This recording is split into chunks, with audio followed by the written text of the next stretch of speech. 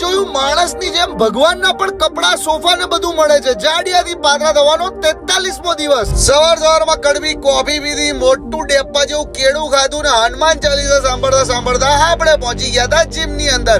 આજે તો ટાટિયા તોડ એક્સરસાઇઝ કરવાની હતી એટલે લેગ ની એક્સરસાઇઝ, અને પછી અડધો કલાક ચાલી લીધું ને વન સ્કૂપ અને વન સ્કૂપ ક્રેટીન લઈને પહોંચી ગયા આપણે ઘરે પહોંચીને 200 ગ્રામ ફ્રૂટ લઈ લીધા, 200 ગ્રામ કર્ડ લઈ લીધું ને 1 ચમચી ચિયા સીડ્સ નાખીને બસ એ ડોજામ ગાલ્યું, નહીં તો મસ્ત રેડી થઈ ગયા. પછી આપણી સેકન્ડ મીલ ચણા લોટના પુલ્લા, મિક્સ વેજીટેબલ સેલેડ ને 200 ગ્રામ દહીં ખાઈ લીધું ને વન સ્કૂપ અને 1 એપલ પેક કરીને આપણે નીકળી ગયા હતા આપણી ડેલી કોફી પ્લેસ ઉપર. ત્યાં જઈને જોયું તો મારી દોસ્ત બરોડાથી આવી હતી, કેમ કે એના ઘરે લડ્ડુ છે એટલે કૃષ્ણ ભગવાન અને એના કપડા લેવાના હતા. મારા વગર એને આ ખાધું, એને તો ચેવા ઝાડા થશે. પછી માતાજીનું નામ 108 વાર લખ્યું ને અમે લોકો નીકળી ગયા ભગવાનના કપડા લેવા માટે, અને એને બહુ જ બધી શોપિંગ કરી, સોફા, બાલ્ટા, ભાત, એ કેટલું બધું લીધું, અને બસ એને ગીતા મંદિર ડ્રોપ કરી દીધી ને આપણે રસ્તામાં એક એપલ ને વન સ્કૂપ વેલીને પહોંચી ગયા આપણા દોસ્તોને મળવા. અને આ વિકાસભાઈ ગેનિંગ ઉપર છે એટલે કેક ખાય છે, આને ઝાડા થશે. હિમાલય મોલમાં બોલિંગ કરીને નીકળી ગયા અમે લોકો જમવા માટે. ત્યાં અમે એક નવી હેલ્ધી જગ્યા ઉપર એક્સપ્લોર કર્યું ને બહુ જ હેલ્ધી ફૂડ ખાધું. ત્યાંથી નીકળી ગયા ઘરે પહોંચીને જોયું તો ભાણિયાનું કંઈક શૂટ કરવાનું છે, અને બસ પછી આપણે નીકળી ગયા આપણા મેનેજરને મળવા માટે. રસ્તામાં એક ઇન્ફ્લુએન્સર